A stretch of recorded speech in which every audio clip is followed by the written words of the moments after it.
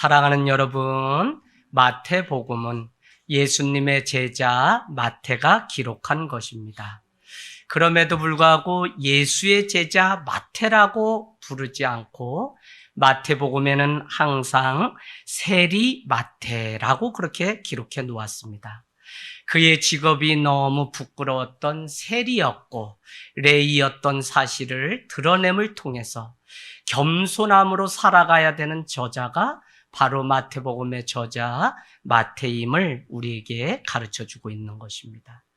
그는 세금을 걷어서 자기가 폭리를 하기도 하고 결국 그 돈을 걷어서 로마에게 바치는 매국노와 같은 삶을 살아갔던 자입니다. 그래서 돈의 계산이 빠르기 때문에 마태복음에 유독 등장하는 많은 단어는 돈과 관련된 한 드라크마, 한 달란트와 같은 비유가 많이 있는 것을 우리는 알 수 있습니다. 여러분, 말라기를 이어서 마태복음은 신약의 첫 장면에 기록하고 있습니다. 그것은 구약의 유대적 이 사고가 신약의 시작이었던 마태복음으로 연결되기 때문에 구약의 그 사람들이 자기들만 선민이라고 믿던 그것이 이제는 누구든지 예수 그리스도를 믿으면 구원을 얻을 수 있다는 것을 가르쳐 주기 위한, 그러니까 예수를 믿지 않는 이방인들을 위하여 기록했던 것이 바로 마태복음입니다. 그렇기 때문에 하나님은 믿지만 메시아로 오신 예수 그리스도를 믿지 않는 관계로 마태복음의 저자는 그들에게 예수가 누구인지 소개하려고 부득불 노력했는데 그 흔적 중에 사복음서 중에 구약을 가장 많이 인용한 것이 바로 마태복음이고 50회 이상 구약의 말씀을 인용했던 것을 우리는 알 수 있습니다. 여러분, 마태복음 1장 1절로 한번 가보시겠어요? 마태복음 1장 1절도 예수 그리스도의 족보를 설명하는데 이렇게 시작합니다. 아브람과 다윗의 자손으로 그 곳에서 태어난 자가 바로 예수 그리스도라고 소개함으로 인해서 바로 다윗의 후손인 예수 그리스도, 그는 메시아이며 구원자임을 의도적으로 가르쳐 주려고 했던 것을 우리는 알 수 있습니다. 여러분, 마태복음 1장 17절로 가보시면 14대씩 끊어서 3번으로 예수님의 족보를 설명하는 장면이 나옵니다. 아브람부터 다윗까지의 설명이 나옵니다. 1장 17절 적어놓으세요. 1000년의 시간이 걸립니다. 그런가 하면 다윗에서 바벨론의 포로로 잡혀간 때까지는 400년의 시간이 소요돼요. 그럼 벌써 1400년. 바벨론으로 잡혀간 후부터 그리스도께서 오시기까지는 600년. 그래서 도합 2000년을 3번으로 14대씩 3번으로 끊어서 설명하고 있는 것을 우리는 볼 수 있어요. 여러분, 예수님이다라고 하는 설명을 굳이 마태복음은 하지 않으려고 애썼습니다. 왜요? 유대인들이 예수에 대한 반감이 있기 때문에. 그래서 그는 가장 많이 사용한 표현 중에 하늘에 계신 아버지여와 같은 이 단어들을, 문장들을 가장 많이 15번 사용을 했습니다. 하나님이라는 단어를 대신 사용하여서 예수 그리스도에 대한 반감을 줄이려고 했던 것이 마태복음이라는 것입니다. 그런가 하면 하나님의 나라라고 하는 단어를 사용하지 않고 오히려 천국이라는 단어를 많이 사용했죠. 또한 너희가 그렇게 들었으나 나는 너희에게 이르노니라고 하는 예수님의 말씀을 표현하고자 했던 것이 많이 기록되어 있습니다. 모세는 이렇게 너희에게 가르쳤으나 나는 너희에게 이렇게 가르친다라고 예수님은 줄곧 말씀하셨다는 것입니다.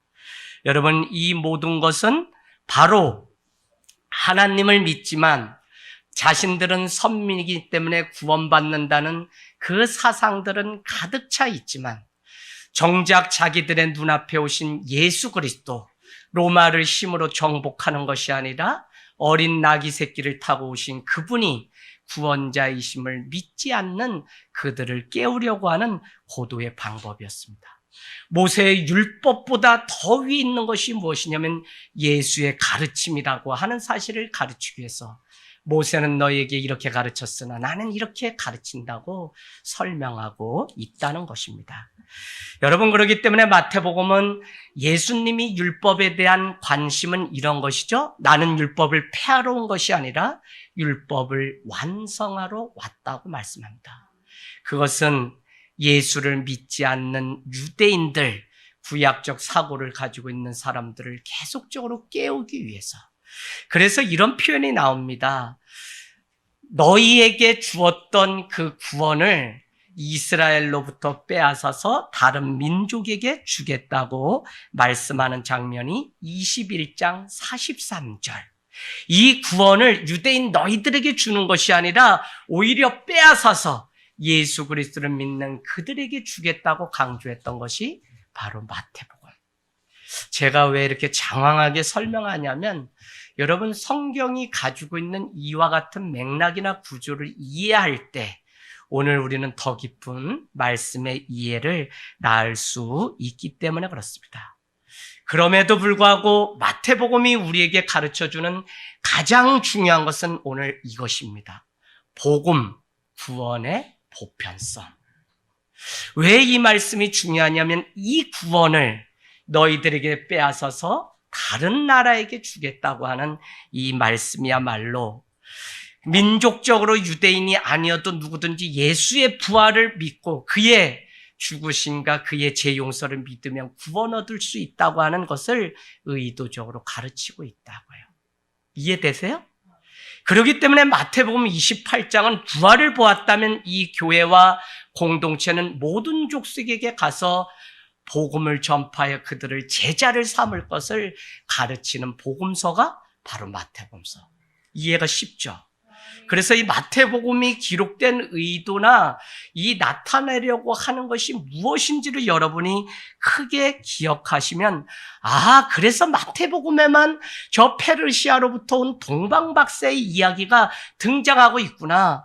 페르시아는 이방 사람들인데 동방박사는 이방 사람인데 그럼에도 불구하고 그들도 아기 예수님을 경배하기 위해서 먼 거리를 여기까지 왔구나. 그러니까 마태복음은 누구든지 예수 그리스도를 주라고 신하면 구원 얻는다고 하는 사실을 우리에게 가르쳐 주고 있는 것입니다. 다만 교회는 만민에게 복음을 전파하는 이 일만이 우리의 숙제로 떠안은 채 살아가고 있는 공동체입니다. 마태복음에서 가장 중요하게 등장하는 단어는 무엇이냐면 교회라는 단어입니다. 우리는 16장에 가면 주는 그리스도요 살아계신 하나님의 아들이니다 라고 하는 베드로의 고백 때문에 음부의 권세가 해하지 못할 교회를 너희에게 천국의 열쇠를 주겠다고 말씀했다는 것입니다. 교회의 책임과 사명이 무엇인지를 분명하게 말씀해 주는데 예수님의 삶과 사역과 죽음과 부활을 보았던 이 초대교회는 흩어지지 않고 마가의 다락방에 모였던 그들이 바로 초대교회의 시작이었던 것처럼 그 교회는 다시 오실 주님을 기다리며 해야 될 분명한 책임과 위치가 있는데 그것이 모든 족속에게 복음을 전하는 지상 명령이었다는 것입니다. 그래서 여러분, 복음은 특정한 민족에게만 주는 것이 아니라 예수를 믿는 누구에게나 구원하시겠다고 하는 예수 그리스도의 약속이기 때문에 이 복음과 구원의 보편성을 마태복음은 우리에게 가르쳐주고 있는 것입니다. 너희는 가서 모든 민족을 제자로 삼아 28장 19절 이 사명을 감당하게 하는 힘이 바로 어디서부터? 부활신앙으로부터 왔다는 것입니다. 부활신앙으로 교회는 다시 주님이 분부한 모든 것을 가르쳐 지키게 하는 일을 위해 흩어지지 않고 마가의 다락방에 모여서 만민에게 복음을 전파하는 일을 시작했다는 것입니다. 여러분, 우리는 오늘 예수 그리스도께서 우리에게 전해주려고 했던 이 구원의 복음을 훼손시키면 안 됩니다. 그래서 여러분이 계속적으로 신앙생활을 하면서 어디에 함몰되냐면 자꾸 종교인으로 살아가요. 종교의 주어는 무엇이냐면 나입니다. 내가 노력해야지, 내가 예배하지, 내가 11조 드려야지, 내가 무엇을 해야지 하나님이 복을 주신다고 하는 기복신앙으로 가요. 그런데 복음은 그런 것이 아니라 복음은 하나님이 우리를 너무 사랑하셔서 그것에 대한 반응이 바로 나의 신앙이고 고백이라. 그래서 목회자들이 한국교회가 그동안 복음을 위장한 종교인을 가르치고 신앙인이 아니라 계속적으로 무엇을 하면 무엇 한다고 하는 식의 이 종교인으로 기르는데 익숙해졌어요. 여러분, 내가 특별 기도를 하고 작정 기도를 해서 아들이 서울대 가고 하는 이런 원리가 아니라고요. 아브라함이 아무리 믿음이 좋았다고 해도 그 믿음을 주신 하나님의 은혜로 말미암아 그가 그 아들을 하나님께 드릴 수 있었다는 것이 복음이지 우리에게는 아무 의의가 없는 것입니다. 그래서 여러분, 부활을 보았던 그들은 예수신앙, 예수 정신으로부터 온 복음의 이 정신이 무엇인지 알았기 때문에 종교인으로 살아가는 그것에 만족하지 않고 날마다 예수 그리스도를 향한 그 갈망, 더 드리지 못하는, 내가 하나님의 이 은혜를 받은 신앙인으로서 복음을 아는 자로서 더 드리지 못해서 반응한 것이 그게 신앙이지 우리는 무엇을 해야만 무엇을 얻는 그런 식이 아니라는 것입니다. 그래서 여러분, 복음의 대표적인 것이 요한복음 3장 16절. 하나님이 세상을 이처럼 사랑하사, 사랑하기 때문에 어쨌다는 거예요? 독생자 예수 그리스도를 주셨다는 것이고 누구든지 저를 믿으면 멸망치 않고 구원을 얻는다는 이 명확한 복음, 이것을 놓치면 안 돼요. 목사님, 그러면 막 살아도 된다는 것입니까? 아니요. 하나님이 주신 그 복음의 참 의미를 알기 때문에 내가 젊어서 띠띠우며 함부로 아무데나 살 수 있지만 복음을 아는 자는 그와 같이 살지 않아요. 이 흘러가는 이 시간을 하나님 나라를 위해서 오늘 부활을 보았던 그 교회와 그 성도가 나가서 이 복음을 전했던 것처럼 그와 같은 삶을 살게 되는 줄로 믿습니다. 여러분, 오늘 부활 사건은 너무 중요한 것입니다. 오늘날 예수를 믿고 사는 그리스도인과 교회는 부활 신앙이 없으면 자기 위치나 사명을 놓치게 됩니다. 문의는 그리스도인으로 살아가고 있는데 삶에 아무런 변화나 감동이 없다면 내가 내 신앙을 바라볼 때 부활을 경험하면서 살아가고 있는지, 아니 이것을 말로 듣고 글로 읽는 이 부활이 아니라 내 가슴에 정말 저 무덤에 갇혀있는 염려와 근심 가운데 살아가는 내 인생인데 하나님의 이 부활의 감격을 오늘도 누리고 살아가고 있는지를 점검하고 또 볼 수 있는 마음을 읽어내는 이 일이 우리에게 필요하다는 것입니다. 여러분, 오늘 54절 한번 보실까요? 54절. 27장 54절. 27장 54절. 네. 백부장과 및 함께 예수를 지키던 자들이 지진과 그 일어난 일들을 보고 심히 두려워하여 이르되 이는 진실로 하나님의 아들이었도다라는 것입니다. 부활은 무엇이냐면 바로 예수 그리스도가, 하나님이 보내신 독생자 예수 그리스도가 참 하나님이심을 선포하고 우리 가운데 증거한 날입니다. 여러분, 유일신을 믿는 기독교와 다른 이단이 있고 우리와 완전히 다른 종교를 사입이라고 얘기합니다. 그러면 기독교는 무엇이냐? 오직 예수 그리스도만을 믿는 종교, 기독교입니다.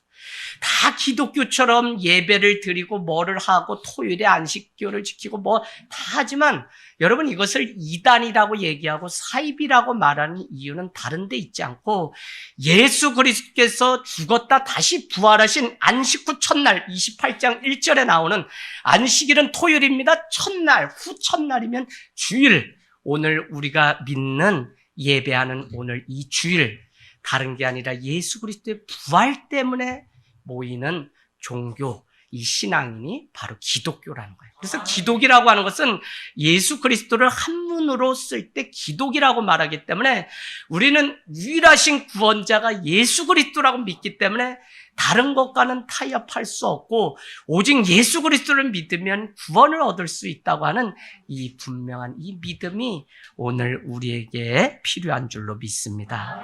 여러분, 부활 사건은 주님이 말씀하신 대로 음부의 권세가 이기지 못하고 교회가 승리했던 날이 바로 부활 사건입니다. 오늘 예수님의 부활은 그를 따르는 성도들에게도 부활이 일어난다고 말씀하고 있습니다. 17장 52절 무덤들이 열리며 자던 성도의 몸이 많이 일어나되 성도들의 몸도 일어난다고 우리에게 말씀하고 있습니다. 이것을 증명하기 위해서 예수님의 출생을 가장 먼저 와서 알렸던 자가 누구냐면 바로 천사였습니다. 천사는 우리와 같이 살아가는 그런 것이 아니라 하늘로부터 내려오는 하나님의 수종드는 것입니다. 그가 와서 예수 그리스도가 마리아의 몸을 통해 오신다고 말했다면 오늘 천사는 우리에게 또 한 번 와서 28장 2절에 천사가 와서 또 전해주는 것이 바로 예수 그리스도께서 사흘 만에 부활하셨다는 사실을 우리에게 가르쳐주고 있다는 것입니다. 그럼에도 불구하고 오늘 대제사장과 서기관들이 빌라도와 또 로마의 군병들이 합작해서 27장 62절에서 66절에 보니까 예수님의 부활 사건을 거짓으로 만들려고 애를 쓰고 있는 것을 볼 수 있습니다. 그러나 그들의 그 수작, 그 거짓 때문 예수님은 죽으심으로 바로 오늘 죽음을 끊어버리고 부활의 그 영광을 우리에게 보여주셨습니다. 때로는 우리의 삶 가운데 되지 않고 답답하고 어려울 때 내 자신이 나를 부인하며 죽음으로 그 죽음 같은 상황을 끊어버려야 되는 때가 많이 있어요. 그러나 그 죽음이 죽음되게 할 때 그 뒤에 믿는 자에게는 반드시 부활이 있습니다. 여러분의 삶이 지금 죽을 것 같이 힘들다면 여러분 그 죽음 앞에 그냥 죽어버리십시오. 이렇게 멋있게 신앙 안에서 죽어버리면 거기 뒤에는 바로 영광이. 또 이렇게 말했더니 오늘 가서 그냥 이렇게 뉴스에 나오는 것처럼 그게 아니라고요. 좀 잘 들으셔. 그냥 졸다가 끔뻑했고 그냥 이런 얘기는 잘 어머 우리 교회는 죽자면 이렇게 멋있게 합법적으로 죽자 이렇게 설교했다고 또 하면 제가 이단이 돼요. 그래서 여러분 항상 깨어서 잘 있으셔야 오늘 부활을 경험할 수 있습니다. 예수님이 다시 살아나심을 부인하고 거짓으로 만들려고 하는 것은 그때나 지금이나 사단의 영역입니다. 믿는 자의 마음속에 계속 어둠과 염려를 심어놓고 지금도 예수 믿으나 아니나 똑같은 것처럼 세상은 우리를 조롱하고 유혹합니다. 내가 한때는 예수를 열심히 믿고 교회를 위해 충성했는데 내게 남은 것이 무엇이냐고 그렇게 오늘 우리 권찰님이 기도하셨던 것처럼 왜 우리 순간순간에 그런 일이 없겠어요? 태어나야 될 자녀가 태어나지 않고 나누었더니 이 녀석이 또 어떻게 해요? 아프고 또 이 녀석이 결혼해야 되는데 결혼을 못하고 우리는 계속적으로 살아가면서 염려와 근심, 무덤에 앉을 일들 그때마다 사단은 와서 너가 더 기도하지 않아서 그래. 때로는 너의 믿음이 부족해서 그래. 아니면 누군가가 너를 위해서 기도하지 않기 때문에 그래라고 속삭이는 세상 가운데 우리는 살아간다고요. 27장 63절 가서 보실래요? 주여 저 속이던 자가 살아있을 때 말할 때 내가 사흘 후에 다시 살아나리라 한 것을 누가요? 예수가 이렇게 살았을 때 말씀하셨는데 우리가 기억하노니라고 로마 사람들이 군병들이 세리들이 말을 하고 있는 것을 봅니다. 그래서 결론은 무엇이냐면 63절 27장 63절 64절에는 그러기 때문에 도둑질해가고 저 시체를 도둑질해가고 그러고 나서 부활했다고 거짓말을 할 수 있으니 로마 군인들을 몇 겹을 하고 돌로 그 입구를 막아서 무덤에 아무도 나갈 수 없도록 그렇게 만들라고 64절이 말씀하고 있습니다. 여러분, 오늘 예수님은 부활하셨습니다. 28장 4절, 지키던 그 병사들은 그를 무서워하여 떨며 죽은 사람과 같이 되었다는 것입니다. 오늘 그곳을 지켰지만 그 아침에 가서 보았던 막달라 마리아를 비롯한 또 다른 마리아뿐만 아니라 그곳을 밤새 지켰던 로마 군인들은 그 증인이고 목격하게 되었을 때 그는 사흘 만에 부활하신 주님의 이 사건을 직접 보았기 때문에 그들의 결론은 두려워서 떨 수밖에 없었고 28장 4절은 죽은 사람같이 떨었다고 그렇게 말씀하고 있습니다. 우리는 요한복음을 통해서 아리마대 요셉이라고 하는 자가 억지로 그 십자가를 지고 대신 지어갔던 사건, 요한복음 3장에 등장했던 누구요? 니고데모가 예수님의 장사를 준비하기 위해 한밤에 향유와 모략을 가지고 따라왔던 것을 보면 예수님의 그 목격, 부활하심을 목격한 사람은 이미 유대인 안에도 있었던 것을 우리에게 가르쳐주고 있습니다. 여러분, 오늘 우리가 경험한 이 부활, 마지막 성도들이 경험하게 될 그 부활의 때, 죽고 난 후에 마지막에 공중 들림받아서 재림의 주님 앞에 신방받고 영원한 복락을 누리는 그 부활을 경험하는 그때까지 예수님은 기다리지 않으셨습니다. 일찍이 말씀하셨던 대로 사흘 만에 부활하셨고 그가 누워있던 무덤은 빈 무덤이었다는 것입니다. 안식 후 첫날 줄 새벽에 예수님이 장사된 무덤에 갔던 자들은 바리새인이나 대제사장이 아닙니다. 그런가 하면 그토록 예수를 잘 믿었던 제자들도 아니었습니다. 유독 마태복음은 그 장면을 처음 보았던 자들이 막달라 마리아와 다른 마리아였다고 1절은 말씀하고 있습니다. 우리 역시 살아가면서 부활이 없다면 우리가 어떻게 살아갈 수 있을까요? 그것은 힘이 없고 연약한 자에게 오늘 보여준 부활이었으며 유대 사회에서 여성을 증인의 가치로 두지 않았음에도 불구하고 마태복음은 그 부활의 장면을 막달라 마리아와 다른 마리아가 보았다고 말씀하고 있습니다. 그럼에도 불구하고 예수님의 죽으심과 장사됨 그리고 부활을 목격했던 증인은 바로 여성들이었습니다. 이것은 남성이 아니라 여자였다라고 하는 의미보다 힘이 없고 연약한 자에게 주님의 부활이 먼저 임했다고 하는 사실입니다. 여전히 염려하고 여전히 사망과 여전히 물질과 여전히 건강의 문제를 가지고 살아가는 무덤 안에 갇혀있는 자들에게 찾아오셔서 주님은 그들을 일으켜 세웠다는 것입니다. 이것이 바로 부활입니다. 우리에게 약함이 있지 왜 없겠습니까?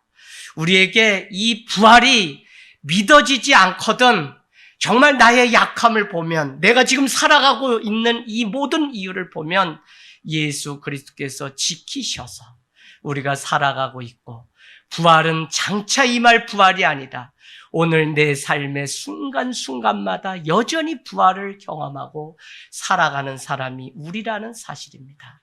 여러분 다 죽었던 자녀가 그냥 교통사고로 그냥 툭툭 피를 흘리는데 병원에 며칠 누워있더니 아빠 하고 다시 부를 때 그 자녀가 부활한 것이지 무엇이겠습니까? 오늘 직장을 나가는 남편이 아무 일 없이 돌아올 수 있는 것, 우리 아들이 그 많은 자녀들의 싸움 가운데 소용돌이에 말리지 않고 밤에 돌아와서 같은 잠을 잘 수 있는 이것이 하나님이 우리를 지키시는 부활이지 무엇이겠습니까?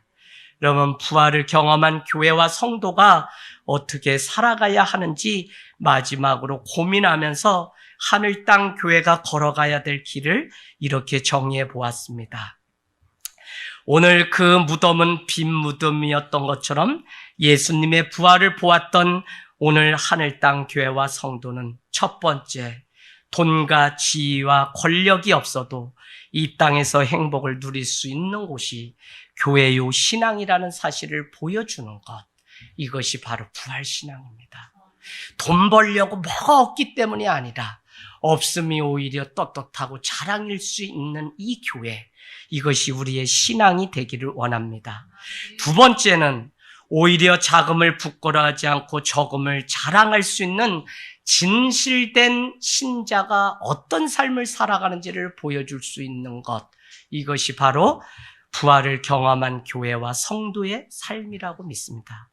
세 번째는 더 이상 숫자에 속지 않고 예수 그리스도의 부활을 믿고 따라가는 회심한 그리스도인이 몇 사람인지를 자랑할 수 있는 교회. 이곳이 진짜 주님의 부활을 보고 따라가는 교회입니다. 여러분, 네 번째는 부자들과 권력자들의 소리보다는 가난하고 힘없는 이들의 소리를 경청할 수 있는 교회. 인간의 존엄성을 지켜내고 고통당하는 세계와 이웃을 위해 평화의 씨앗을 뿌릴 수 있는 이 교회가 되기를 원합니다. 잘 가르치는 교회이면서도 먼저 배우는 주님의 제자로 살아가는 교회. 모든 위선을 떨쳐버리고 인간의 탐욕으로부터 사람과 자연을 지켜낼 수 있는 교회. 오직 하늘 땅 교회는 다시 부활하고 다시 걸어가기로 작정하고 어린아이의 일을 버리고 부활 신앙을 경험한 성숙한 성도가 되기를 원합니다. 이것이 교회에 남은 마지막 생명이고 희망인 것입니다. 오히려 높은 자가 낮아져야 들어올 수 있는 곳, 낮은 자가 오히려 들어와서 높임을 받는 교회. 이곳이 바로 주님이 마지막 남겨놓으신 교회라고 하는 사실입니다. 말씀을 마치면서 이제 이 부활의 소식을 들었다면 나가서 전하십시오. 천사는 무서워하지 말라. 십자가에 못 박힌 예수는 이곳에 있지 않다고 그렇게 말씀하고 있습니다. 사망의 무덤에 계시지 않고 말씀대로 다시 살아났다는 것입니다. 의심이 된다면 차라리 와서 보라고 7절은 말씀하고 있습니다. 그러면서 또 한 가지의 마지막 사명은 7절 빨리 가서 예수의 제자들에게 부활을 알리라고 이 두 여인에게 말씀하고 있습니다. 예수님은 일찍이 내가 부활하면 갈릴리로 가 있겠다고 말씀하셨기 때문에 그 여인들에게 길에서 만나서 평안하뇨라고 9절에 묻고는 10절에 빨리 가서 갈릴리로 다시 그들이 올 것을 전하라고, 그렇게 내가 갈릴리로 간다는 사실을 알리라고 그렇게 말씀하고 있습니다. 여러분, 옥문이 열리지 않아 갇혀있던 베드로와 요한은 나사렛 예수 그리스도의 이름으로 일어나 세우는 40년째 성전 미문에 앉아 구걸하던 자를 세웠던 사도행전 3장의 사건이 있습니다. 그 일로 인해서 솔로몬 행각에 사람들이 모여들면서 유대인들 관원들이 와서 너가 예수가 주라는 사실만 말하지 않으면 놓아주겠다고 얘기합니다. 그때 단호하게 베드로는 내가 어찌 보고 들은 바를 말하지 않을 수 있냐고 따져 묻습니다. 너의 말을 듣는 것이 낫냐, 하나님의 말씀을 듣고 전하는 것이 낫는지 생각해 보라고 오히려 말을 하고, 초대교회는 베드로 사도를 빨리 풀어주세요라고 기도한 것이 아니라 그 오간에서도 예수 그리스도의 복음을 담대히 증거할 수 있게 해달라고 순교를 각오하고. 왜요? 부활의 이 신앙 때문에 그럴 수 있었다는 것입니다. 여러분, 교회가 정말 다시 돌아가야 돼요. 부활의 신앙을 가졌다면 우리는 이 기쁜 소식, 구원의 소식을 가서 전하기도 지금 바빠요. 무슨 나 알아달라, 뭐 뒷말하고 이럴 시간이 없어요. 정말 오늘날 이 교회가 왜 유람선처럼 이렇게 됐냐면 구조선의 역할을 감당하지 않고 부활신앙이 다 무너져서 왜 우리가 모이는지도 모르는 위로하는 공동체로만 남아있기 때문에 그래요. 그러나 여러분, 정말 이 부활이 내 신앙에 정말 모멘텀이 되고 리셋, 다시 일어날 수 있는 힘이 되었다면 이제는 우리도 두 여인과 같이 엠마오로 가는 두 제자를 만나주셨던 예수님, 물고기를 구워 시장 안에 조반을 같이 청했던 그 예수님, 그 부활의 주님을 본자처럼 살아가는 일들이 있기를 원합니다. 더 이상 무덤을 향해서 올 필요가 없습니다. 부활을 보았다면 이제는 무덤이 아니라 부활하신 주님을 위해서 세상을 향해 돌아앉아서 보십시오, 예수 그리스도가 일어나셨습니다라고 외치는 저와 여러분이 되기를 원합니다. 이 소식을 전할 힘이 없다면 왜 오늘 전해야 되냐면, 나도 힘들지만 나보다 더 흑암의 자리에 앉아서 고통스러워하는 여인들, 그들을 찾아왔던 것이 부활의 참 기쁨이기 때문에 오늘 나보다 더 힘들어하는 사람이 누구인지를 볼 수 있는 눈이 있다면 우리는 그들에게 복음을 전할 수 있을 것입니다. 여러분, 부활 신앙 가지고 나가서 전하십시오. 이 부활이 세상을 깨우고 이웃을 깨우고 다시 살 소망을 우리에게 주실 줄로 믿습니다. 아멘, 아멘.